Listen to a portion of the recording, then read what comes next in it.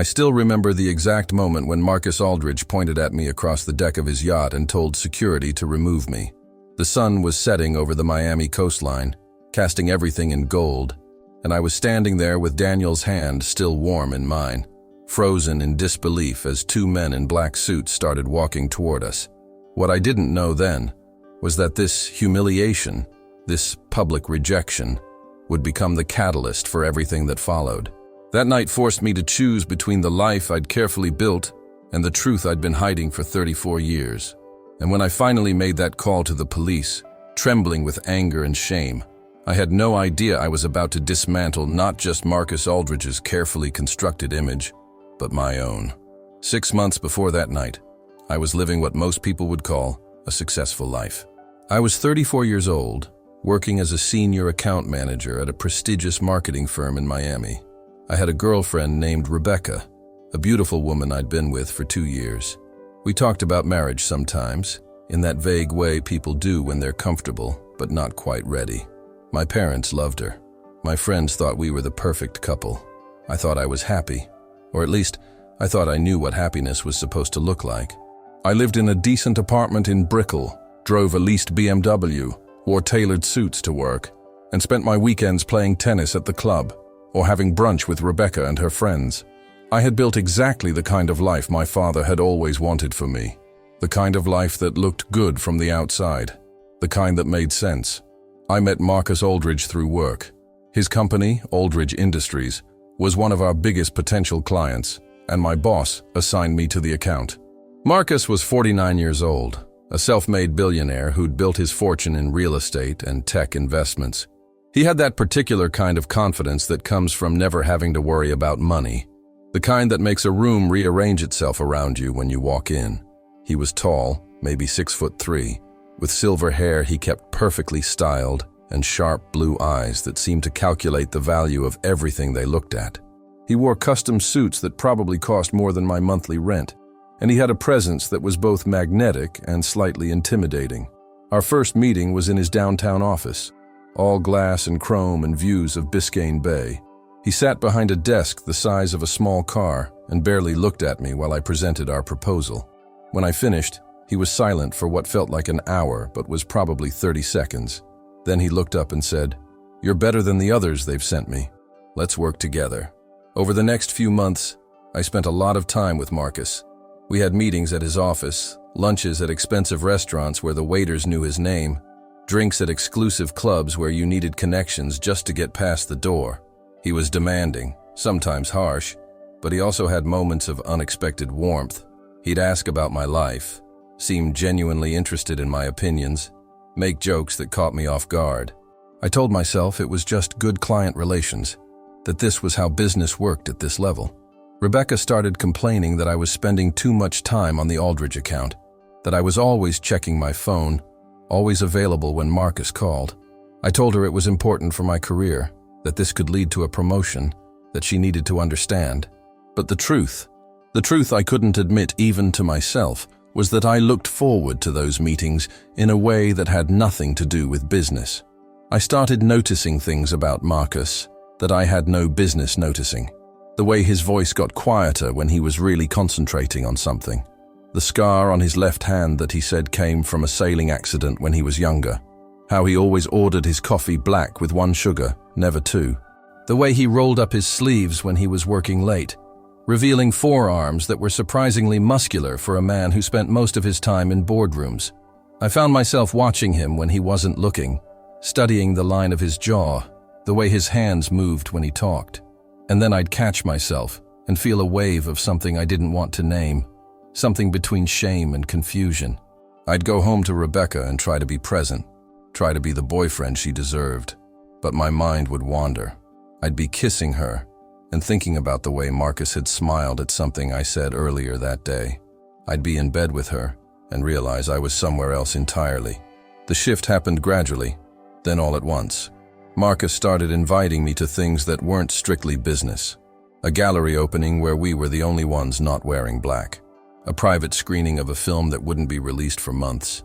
A charity gala where I met people whose names I'd only seen in magazines. He introduced me as his marketing consultant, But the way he kept his hand on my shoulder when we talked to people felt like something else. I told myself I was imagining it, that this was just how wealthy people behaved, that I was reading too much into normal, professional courtesy. But there were moments, brief flashes, when our eyes would meet and hold for just a second too long, when the air between us felt charged with something I couldn't define. Then one night, after a particularly long meeting at his office, Marcus suggested we grab dinner. It was late, past 9, and most of the staff had gone home. We went to a small Italian place he knew, tucked away in Coral Gables, the kind of restaurant that doesn't advertise because it doesn't need to. We sat in a corner booth, and for the first time, we didn't talk about business at all. He told me about growing up poor in Philadelphia, about his first failed business, about the moment he realized he had to risk everything to succeed. He asked me about my family, my childhood, my dreams beyond marketing campaigns. I found myself telling him things I'd never told anyone, about feeling like I was playing a role in my own life, about the strange disconnect between who I appeared to be and who I sometimes felt like inside. He listened in a way that made me feel seen, really seen, maybe for the first time. When we left the restaurant, he put his hand on my back to guide me through the door, and I felt that touch like electricity through my entire body. After that night, things changed between us. The meetings became more frequent, more personal. He started texting me things that had nothing to do with work, articles he thought I'd find interesting, jokes, random observations about his day. I found myself responding immediately, eagerly, like a teenager with a crush. Rebecca noticed. She asked me point blank one night if something was going on with my boss. I laughed it off, told her she was being paranoid, that Marcus was just a demanding client. But lying to her felt terrible, even though I wasn't sure what I was lying about. Nothing had happened. We were just friends, or whatever you called this intense professional relationship that had somehow become the center of my life. I started making excuses to avoid seeing Rebecca, claiming I had to work late, that Marcus needed me for last-minute meetings. The guilt sat in my stomach like a stone, but I couldn't seem to stop. The invitation to Marcus's yacht party came on a Wednesday afternoon. He called me personally, which he rarely did anymore since we mostly texted. "I'm having a small gathering this Saturday," he said. "Just some friends, some business associates. I'd like you to come. Bring Rebecca if you want." The way he said that last part, casual but somehow pointed, made my chest tighten. I knew I should bring her. It would be the normal thing to do, the right thing to do. But I heard myself saying, "She's actually out of town this weekend, visiting her sister." It was a lie. She was going to be home, probably expecting to spend time with me. "Well then," Marcus said, and I could hear the smile in his voice. "I guess it'll just be you." I spent the next 3 days in a state of anxious anticipation. I told Rebecca I had to work on Saturday, another lie that came out too easily. I bought a new shirt, navy blue linen, the kind of casual expensive that seemed appropriate for a yacht party. I got a haircut. I found myself standing in front of the mirror Saturday afternoon, trying to understand why my hands were shaking, why this felt like something more than just a work event. The yacht was docked at a private marina in South Beach, and when I arrived, I was overwhelmed by the sheer scale of it. It wasn't just a yacht, it was a floating mansion, all white and chrome and teak, with 3 levels and what looked like a helicopter pad on top. There were maybe 40 people on board when I got there, all of them looking like they belonged in a magazine spread about the lifestyles of the impossibly wealthy. Marcus found me within minutes of my arrival. He was wearing white linen pants and a pale blue shirt, casual but somehow elegant, and he had a drink in his hand that caught the late afternoon sun. "You made it," he said, and his smile was genuine, warm in a way that made something in my chest flutter. He introduced me to people, always with his hand on my shoulder or my back, always staying close. We drank champagne and ate tiny, perfect hors d'oeuvres that probably cost more per bite than my usual dinner. We talked and laughed, and I felt myself relaxing into the evening, into this world that still felt foreign, but increasingly appealing. The sun started to set, painting the sky in shades of orange and pink, and someone turned on music, something smooth and jazzy that floated across the water. That's when I met Daniel. He was standing alone by the railing, looking out at the ocean, and something about his posture, the way he seemed separate from the party around him, drew my attention. He was younger than most of the other guests, maybe 30, with dark hair and the kind of face that was interesting rather than conventionally handsome. He wore jeans and a white t-shirt, simple in a way that stood out among all the designer casual wear. I walked over, mostly because I needed a moment away from the intensity of being near Marcus, and introduced myself. "Beautiful, isn't it?" he said, gesturing at the sunset. "Makes you forget we're surrounded by people spending more on this party than most families make in a year." His honesty was refreshing, almost shocking in this context. We started talking, and I learned he was an artist, a painter, and that he was there because his gallery had done a show for one of Marcus's friends. He was funny and sharp and completely unpretentious, and talking to him felt easy in a way that talking to most people at this party didn't. We ended up spending the next hour together, moving from the railing to a quieter corner of the deck, our conversation flowing from art to politics to personal philosophy. He told me about growing up in New York, about coming out to his family when he was 19, about the freedom and terror of living as openly gay in a world that still had so many opinions about it. I listened, fascinated and envious, wondering what it would be like to be that honest, that free. At some point, the conversation shifted, became more personal. He asked me about my life, and I found myself telling him things I hadn't planned to say, about feeling trapped in expectations, about the strange emptiness at the center of my supposedly successful life. He listened without judgment, and when I finished, he said quietly, "You know it's okay, right? To want something different than what you're supposed to want." The way he looked at me when he said it made me feel exposed, like he could see something in me that I'd been trying to hide even from myself. The moment happened so naturally I almost didn't register it at first. We were standing close, closer than I'd realized, and Daniel reached out and touched my arm. Just a brief contact, but it sent a shock through me. Our eyes met, and there was a question in his gaze, an invitation. I should have stepped back. I should have made an excuse and walked away. Instead, I found myself leaning in, and then his hand was in mine, our fingers intertwining, and it felt like the most natural and the most terrifying thing I'd ever done. We stood there like that, holding hands in the fading light, and for a moment, everything else disappeared. I felt a sense of rightness, of pieces clicking into place that I'd never experienced with Rebecca, never experienced with any woman. It was like finally hearing a song played in the correct key after years of listening to it slightly off. That's when I heard Marcus's voice, sharp and cold, in a way I'd never heard before. "What the hell is this?" I turned, my hand still in Daniel's, and saw Marcus standing a few feet away, his face twisted with something between anger and disgust. The people around us had gone quiet, and I realized we'd become the center of attention. "I don't allow this kind of behavior on my yacht," Marcus said, his voice carrying across the deck. "This is a respectable gathering, not some kind of—" He didn't finish the sentence, but the implication hung in the air.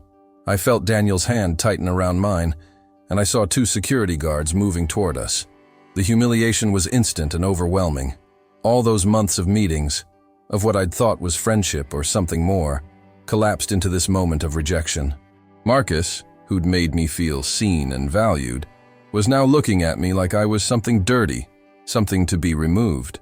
"Marcus, wait," I started to say, but he cut me off. "I think you should leave," he said coldly.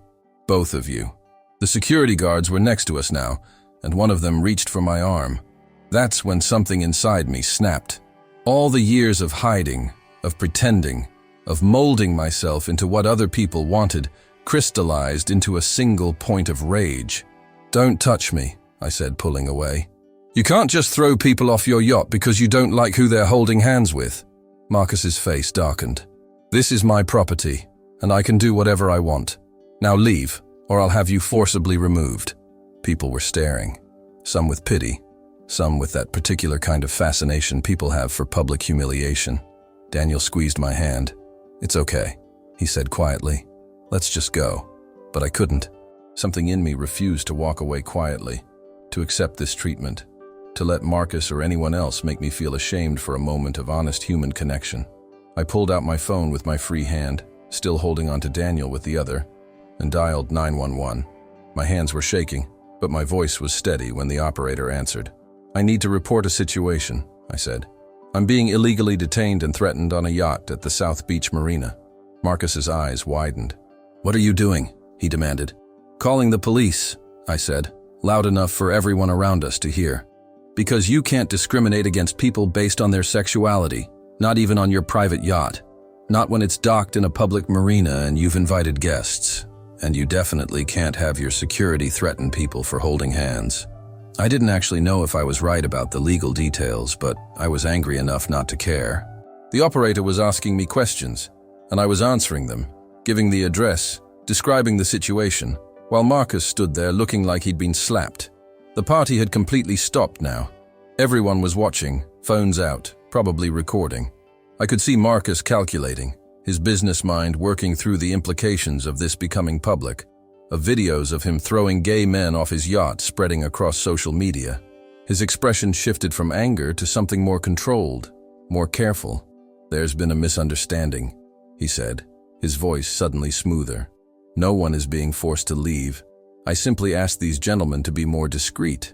It was a lie, and everyone there knew it, but it was the kind of lie that gave him an out, that let him save face. "Cancel that call," he said to me, as if he had any authority over what I did. I looked at him. This man I'd admired, maybe even desired, and felt nothing but contempt. "No," I said simply. The police arrived about 15 minutes later, 2 officers who looked bemused by the situation they'd been called to.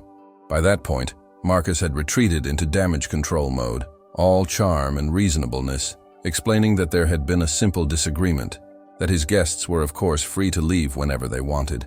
I explained what had happened, Daniel corroborating my story, and while the officers couldn't really do much, their presence changed everything.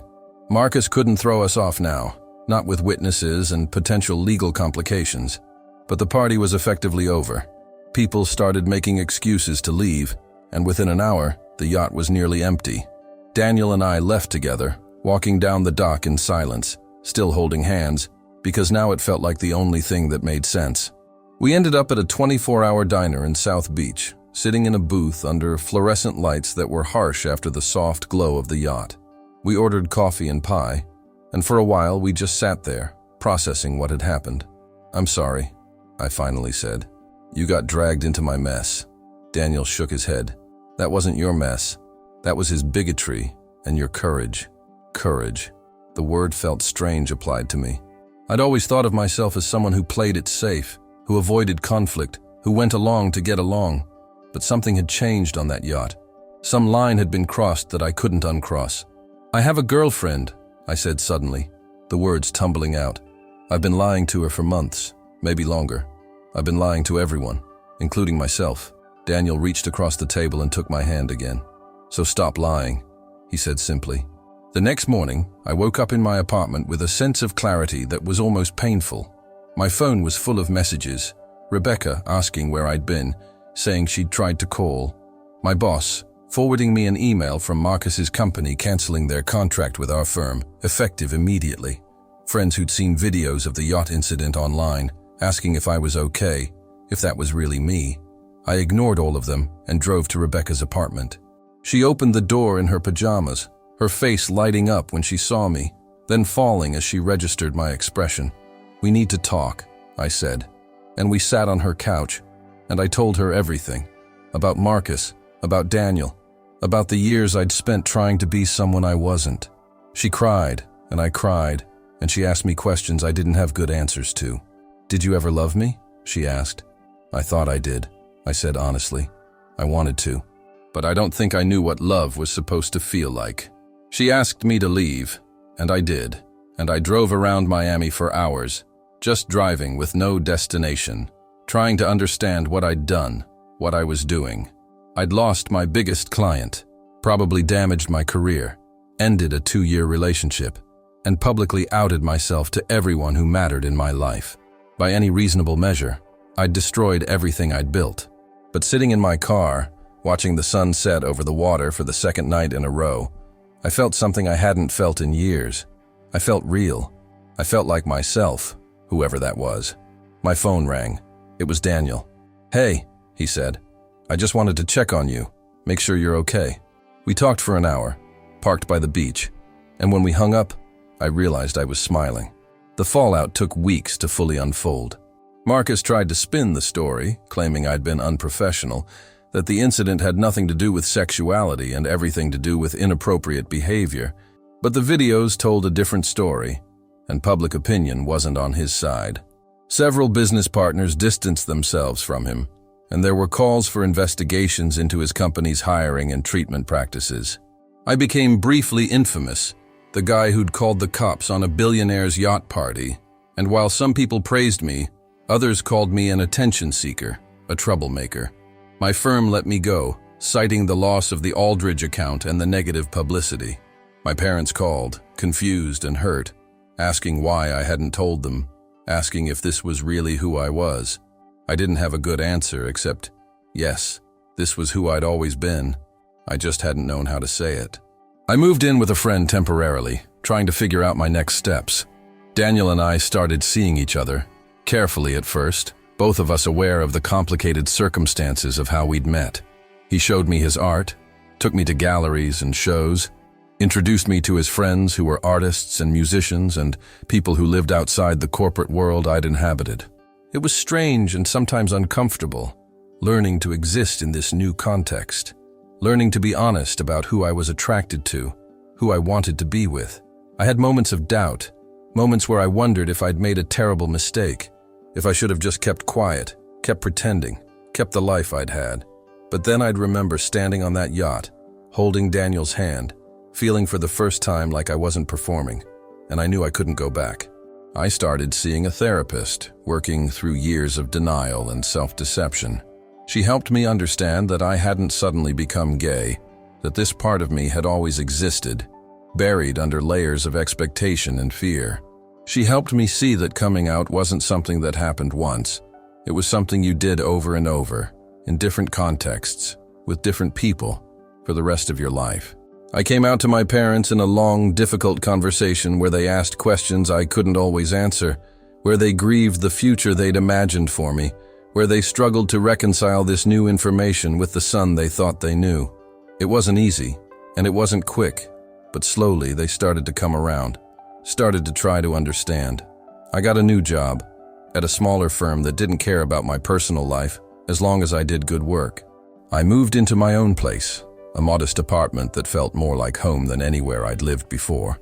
Daniel and I took things slow, both of us aware that we'd started under extraordinary circumstances, that we needed to figure out if we worked in normal life, not just in moments of crisis and revelation. Some days were good, some were hard.